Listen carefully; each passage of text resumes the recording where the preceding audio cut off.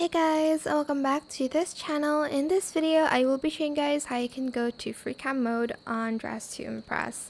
So FREECAM mode basically eliminates everything here, like the UIs and stuff, and you can get a clear picture from anywhere. You can even get a picture, like a point of view from the sky.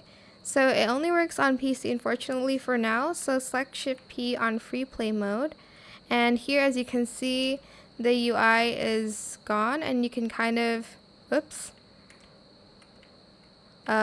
like record yourself from above here,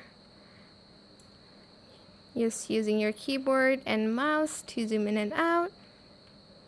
And you can kind of cruise around. It is a little bit dizzy. I get dizzy going to like FREECAM mode. But yeah, that is pretty much it really. I hope it was helpful for you guys.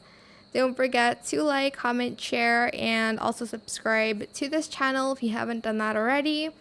If you have any more questions about this video, just leave it in the comment section down below.